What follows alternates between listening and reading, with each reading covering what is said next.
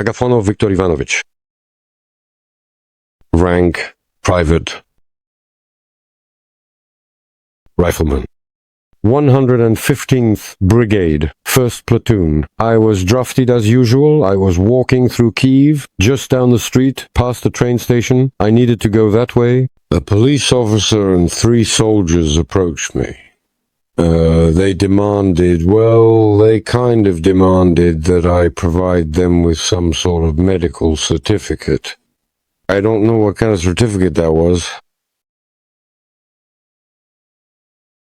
They mentioned some word I didn't really understand. Anyway, they asked for that certificate. I said, I don't have any certificates like that. Well, if you don't have it, then come with us. We're going to the clinic now. If you're sick, we'll treat you. They brought me to some clinic not far from the train station. As I understood, it was a district clinic. We walked up and down the corridor for a while. Then some other people arrived. They took me to the TCC and kept me there the whole day. We passed the medical commission in absentia, or whatever it's called, I don't know. In the evening, they put 3 of us in a car and took us to DVRZ. Darnitsy repair and wagon plant. But there, it turns out, the military who go there, well, it's like a distribution point for the units. They called my name. I stepped out. They put me on a bus. And from there, they brought me to Desna. Desna is a training center near Chernihiv region. How long did you train? A month and a half. Several times, about 5 times, we went to the training ground and also going out into the forest, digging trenches. Medicine is like that. Did they teach you well? Well, the instructors there, I probably could have done better myself. They brought you to the unit. What did you see there? A village. Just a village, that's all. Destroyed. Did you talk to the commanders? No. Whether you know or not, they just tell you to go. That's it. Do you have an order? That's it. Your task. The only thing they had you do was sign that if you, for disobeying an order, you are responsible. Yes. When did you first end up on the front line? Just like that. Simply. So that was your first time out? Yes. Tell me how it was. We arrived at this small remote village called Novoye. They brought us there in a jeep with 4 people in total. We got out near some old house, having stopped there late at night. The driver dropped us off and told us there is a dugout located right next to the house, where you can stay for the time being. Take up your position. The instructor showed us not so much a commander, but he would be aware of everything. He would explain everything to us. For now, just hold your position. That's it. We went down into this... not exactly a dugout, more like a basement. We went down and that was it. We stayed there until morning. What happened next? And then the shelling started, and one of the shells apparently, or something else really loud. It was a terrifying thing. In general, I got there just at the entrance. The entrance got blocked. There was just a narrow gap left. So you could barely squeeze through, and then panic started, because inside there was dust, shrapnel, ash, and on top of that something caught fire, as far as I could tell. And each of us, there were 4 people, was trying to squeeze through that hole. It was pure panic. Somehow we started crawling out one by one, each going their own way. We ran off in that direction. I saw the commander. He was right in front of me. I thought, well, he's the senior, the superior. I'll follow him. So I ran after him. Well, he ran into the garage. There was a garage not far from the house where we were. The garage was just standing there. He ran into the garage and I followed him. We went into the garage, looked around. It was empty, completely empty. Well, there was some junk scattered around. So we stood behind the junk. That was it. Supposedly we were hidden. Where did those 2 run off to? But I heard something explode over there. Well, maybe it didn't. We were sitting in that garage. Then the older one decided to take a look outside. But when he peeked out, anyway, they spotted him, started shooting at him, and he fired back. Had the assault already started? Well, yes, they started shooting at him. He fired back in response. In the end, I heard the guys outside shouting, "Come on, surrender, because otherwise we have something to blow up the garage with." Well, so he just stood there for a while. He saw all of this. He stood there for a bit. He said, "I surrender." Your commander? Yes. Because he was standing in front of the gates, and I was behind. He said, "I surrender." He raised his rifle and walked outside. But they shouted at him, "Throw away your rifle!" He threw it away, but it turned out he had a grenade in his hand. He had a grenade in his hand, and he stuffed it under his body armor.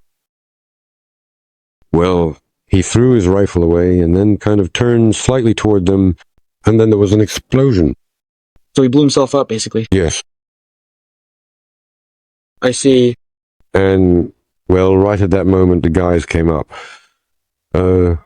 Russian guys. The guys came up, pointed their guns at me, and said, "Come on, surrender." I said, "Yeah, I'm surrendering. Besides, my rifle was just lying there." Right among the bodies? Yeah. They picked up the rifle and unloaded it. I had a grenade hanging on me. They took that right away, too. And... How did our soldiers react? Well, they offered me tea and cookies. We had some tea. There was water, too. Do you want some tea? Yes. Is it? Water. Sweet? Yes. How much? Well, sweet. More than 3 sugars. How do you evaluate the actions of your commander, the one who blew himself up with a grenade? Oh, honestly, that really was his personal decision. It's his own choice. But what do you think yourself? Do you feel lucky that it all ended this way for you? Basically, yes. Because before I came here, honestly, I really don't know why, but I never saw a single smile at home from anyone in my family. No matter what was happening, whether it was morning or night, everyone always seemed so serious or sad. It felt like happiness. When they were taking us from the village to the new place, not a single person was smiling. So basically, everyone understood they were going to their deaths. And in the end, everyone died except for you. Tell us about your family, about your loved ones. Is there anyone waiting for you? No one at all? My mom and dad divorced back in 81 or 82, something like that. I lived with my mom in Moscow until I was 15. That's it. Then we moved to Ukraine in 89. And that's all. Well, and before that, where did you live? in Moscow. Oh, so you're from Moscow then? Yes. Why did you move to Ukraine?